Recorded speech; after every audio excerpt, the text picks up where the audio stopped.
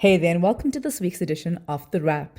We hope you enjoyed Freedom Day on Monday and are looking forward to Workers' Day tomorrow.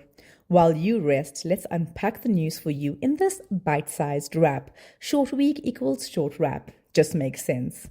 This week, Robert Mugabe's youngest son was given a hefty fine and a ticket out of the country. All we can say is bye-bye, Bellarmine. Meanwhile, the Minister of Communication is fuming after Mzansi's AI policy was discovered to have non-existent citations, while his colleague, the Minister of Basic Education, is calling for an investigation into potential tender irregularities involving a previously unknown publishing company. All in a day's work, we guess.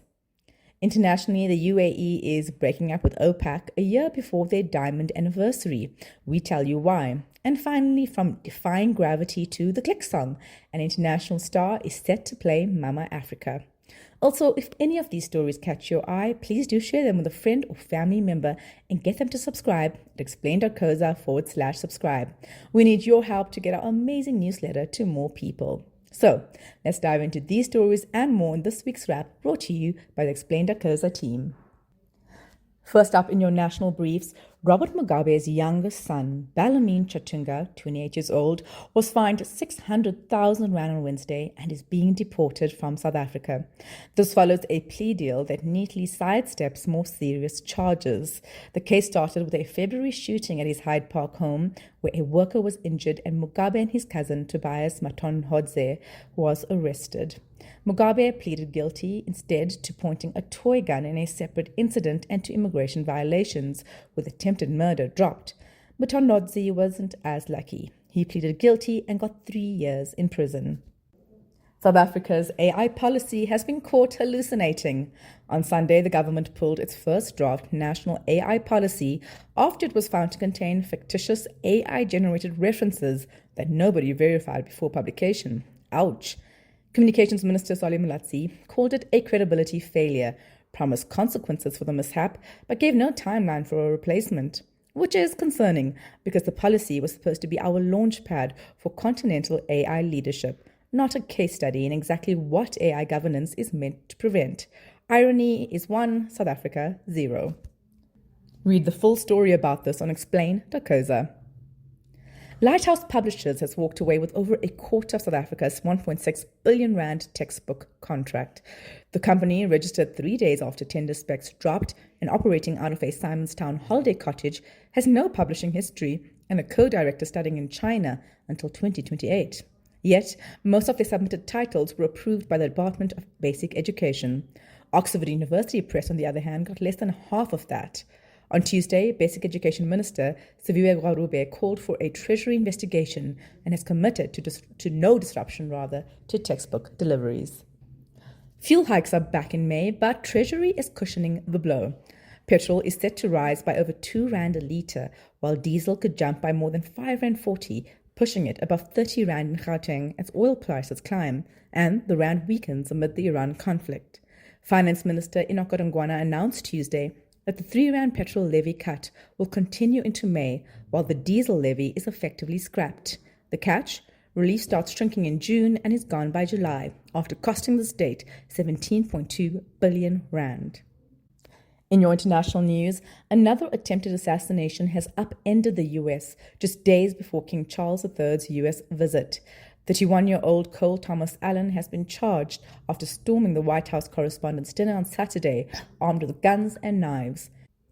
An email he allegedly sent family beforehand said, "I am no longer willing to permit a pedophile rapist and traitor to coat my hands with his crimes." A Secret Service agent was wounded but survived. Allen now faces possible life imprisonment and a long list of questions about how he got that far. The UAE is breaking up with OPEC, it announced Tuesday, the bloc of oil-producing countries that has long controlled oil prices and egos by limiting supply through quotas. But the UAE, the world's third largest oil exporter, wants out of the group chat so it can pump more oil and cash in on its big investments over the years. We're talking up to 5 million barrels a day, a lot of extra supply, which could push prices down and annoy heavyweights like Saudi Arabia. Worst case, a full-on price war. Grammy-winning Cynthia Erivo is stepping into the role of Miriam Makeba in a new 300 million rand film. The Road Home, announced last week and shooting in Cape Town in June, is not your typical biopic.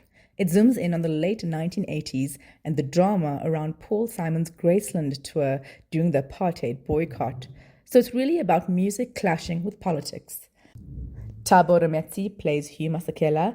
Erivo says it's a huge honor, but some people are not convinced, saying a non-South African might miss the real cultural feel, especially the isiXhosa side. That's it for your short briefs in this short wrap, and we have just one long story for you. It's about South Africa's police leadership race being thrown wide open last week when President Cyril Ramaphosa appointed Lieutenant General Puleng Dempane as acting National Police Commissioner. The move, of course, sidelined KwaZulu-Natal's Lieutenant General Nhlanhla Mkhwanazi, the people's favorite.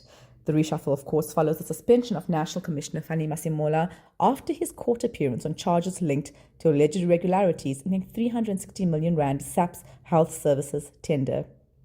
So who is likely to finally replace Masemola permanently? The contrast between the two current candidates is stark. Dempane, an accountant by training, has spent nearly 2 decades within SAPS, but largely outside operational policing.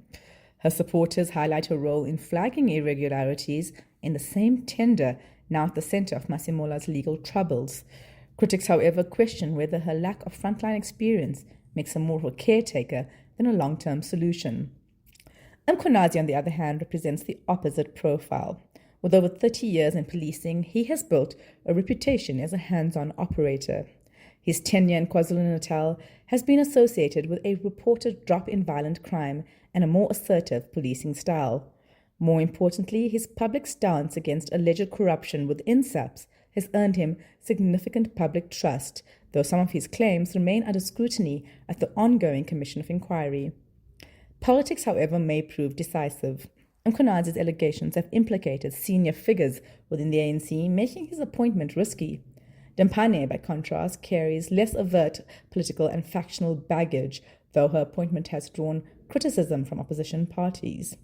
For now, the caretaker thesis may hold. Dempane stabilizes while the political landscape shifts. Upcoming court proceedings and commission reports could entirely reshape the calculus, potentially reopening the door for Mkhwanazi. Ultimately, though, analysts who spoke to Explain came to the same conclusion. The question is not who leads SAPS, but whether the institution itself changes. Without systemic reform, the identity of the top cop may matter far less than hoped. Read our full explainer and article about this on explain.coza. That's it from us at the wrap. Simple news summaries for busy people. Remember to tell your friends to subscribe at explain.coza/subscribe. Till next time, goodbye from the team.